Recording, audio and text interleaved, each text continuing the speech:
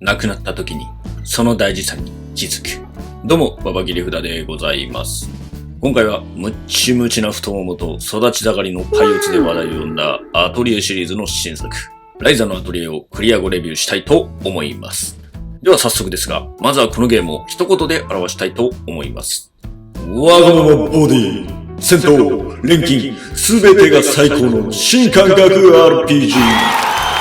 となりました。ではなぜこう思ったかを今から3つの要素で説明したいと思います。ではまずは1つ目、ストーリーからお話しします。ストーリーはいろんな意味でわがままな主人公ライザが田舎町で起きる問題を解決するためにひょんなことから学んだ錬金術を使い冒険に出るところから始まります。話の流れは予算のためか基本的にものすごい早い展開で流れていくため主人公の成長具合に違和感を覚えますが起承転結はしっかりとされていて面白いとは感じました。ただイベントシーンなどの演出面はあまり力が入っていないためじっくりとライザや地上アジテーターを舐め回すように見ることはできませんでした。まあ今までのシリーズを体験している方からしたらいつものアトリエと同じ演出には感じると思います。ちなみに今作のアトリエシリーズは前作からのつながりがないため初見の方でも楽しめる内容となっています。では2つ目、戦闘についてお話ししていきたいと思います。戦闘は簡単に言うと神ゲーの領域に達していると言っていいほど面白い作りとなっています。リアルタイムタクティクスということで最初は若干操作に慣れない部分もありましたが慣れるとかなり面白くなります。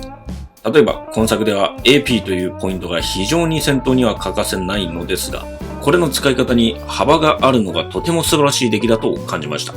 AP はスキルを使う、もしくは瞬時に自キャラの行動をターンにするといったことが可能で、さらにタクティカルレベルというものを上げることもできました。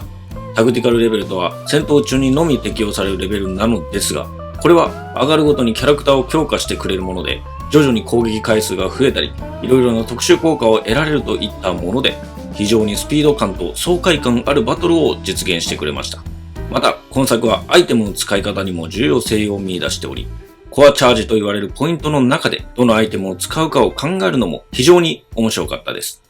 ただ、このゲームは敵のバリエーションが非常に少なく、何度も同じ敵と戦わされるので、そこが非常に惜しいと感じました。あと、アクティブバトルでいいとは思うのですが、ウェイトモードがあっても何ら支障なく楽しめる戦闘だと感じたので、ライト層も受け入れるなら、ウェイトモードを入れてもいいとは感じました。はい、では3つ目、探索、やり込みについてお話ししていきます。まず探索ですが、探索はアトリエシリーズなので、調合のために探索することになります。探索地はシームレスではないですが、とても広大なものとなっていて、様々な場所を探索することができます。探索アイテムもいくつか用意されており、使う道具によって同じ場所でも違う素材が手に入ったりと、いろいろな工夫がされてありました。また、その工夫は調合のシステムの中にも見られました。今作の調合システムはパズルのようなものではなく、マテリアルと言われる空いている穴に素材の品質を埋めるような少し複雑化したものとなっていて、最初はやはり慣れないと感じます。しかし、慣れていくと徐々にですが、没入できるような作りとなっており、中毒性が半端ないシステムとなっていました。しかも、今作では素材の複製や完成した錬金術をさらにビルドさせることができるシステムなども用意されており、非常に便利で、ストーリーが進むにつれ、やりがいを感じるものとなっていました。ちなみに、やり込み要素についてですが、こちらはサブクエやチャレンジクエスト、宝探し、エクストラダンジョン、そしてクリア後のお楽しみなどが用意されていました。サブクエは正直ただのお手伝いなので、個人的にはあまり面白みを感じませんでした。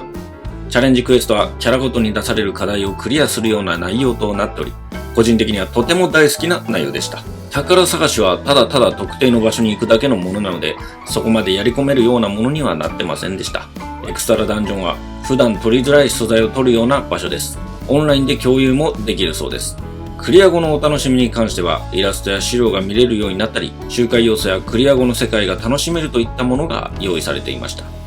一応、この他にもコイン集めやエクストラボス討伐などのやり込みもありました。ということで、最後まで話し終えたので、まとめに入りたいと思います。気になる人はご確認どうぞ。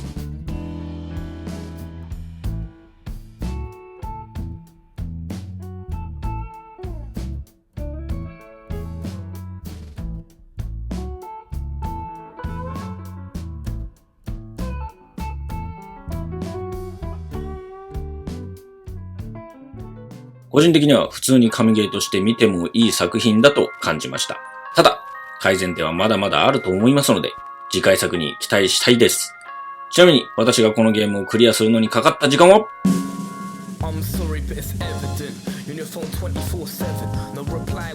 36時間18分でした。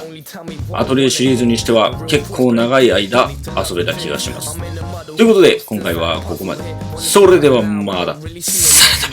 But I saw something in you, something in us. But I can't see a future without the trust. So I'm reminiscing, vision.